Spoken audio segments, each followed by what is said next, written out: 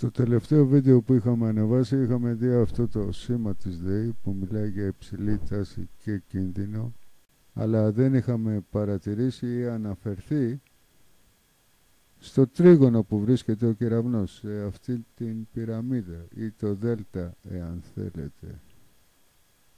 Όπως επίσης υπάρχει και στο The Sandstone, στο κέντρο, όπως βλέπετε την πυραμίδα, στο αμερικανικό δολάριο, αλλά και σε ένα άλμπουμ των Pink Floyd, The Dark Side of the Moon, και μάλιστα ένα τραγούδι αναφέρεται στο The Great Gig in the Sky.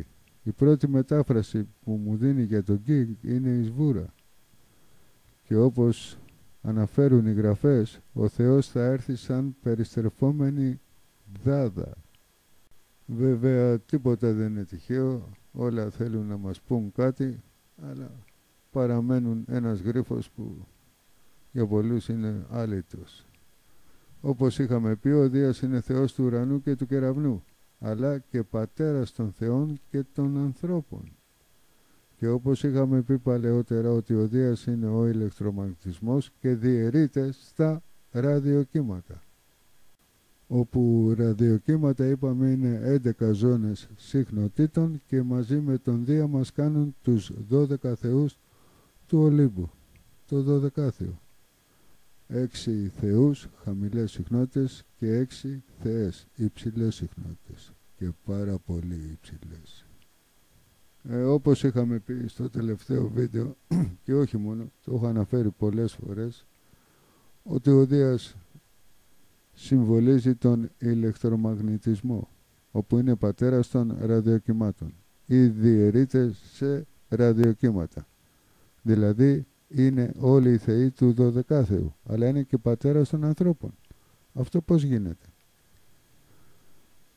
Αν οι θεοί είναι ραδιοκύματα, τότε οι άνθρωποι είναι συχνότητες. Γι' αυτό λέμε και πολλές φορές το χρησιμοποιούμε, θέλω να αφήσω το στίγμα μου, δηλαδή τη συχνότητά μου.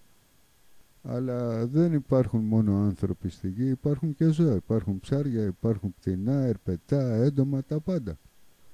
Όλα αυτά όμως στερούνται κάτι που το έχει ο άνθρωπος. Και ο άνθρωπος έχει το λόγο. Όλα τα ζώα του πλανήτη, όλα τα όντα, ας τα αποκαλέσουμε έτσι, κάνουν μόνο ήχους και θορύβους, ενώ ο άνθρωπος έχει λόγο, έχει ένα στίγμα, έχει μια συχνότητα. Άρα όλα τα ζώα, τα όντα που βρίσκονται στη γη εκτός του ανθρώπου, τι είναι? Παράσιτα, δηλαδή άλογα. Εν αρχή είναι ο λόγος, μπορεί να σημαίνει και αυτό. Πριν κλείσουμε θα δούμε μια παλαιότερη λήψη που έχω κάνει και το έχω ανεβάσει το βίντεο. Έλεγα ότι είναι ηλεκτρομαγνητισμός, πλάσμα, αλλά όπως παρατηρούμε είναι το κόκκινο φως. Και το κόκκινο φως είναι η περίθρη ακτινοβολία, από ό,τι διάβασα. Οι κεραυνοί έχουν λευκό χρώμα και πίσω τους το φόντο μπορεί να είναι θαλασσί μπλε. Αλλά εδώ βλέπουμε ότι τα χρώματα είναι κάτα κόκκινα. Και κόκκινο είναι το χρώμα της υπέρυθρης ακτινοβολίας. Και κανείς δεν συγκινείται. Έγινε πάμπολες φορές αυτό, αλλά όλοι κοιτάγανε τα κινητά τους. Δεν βρέχει καθόλου.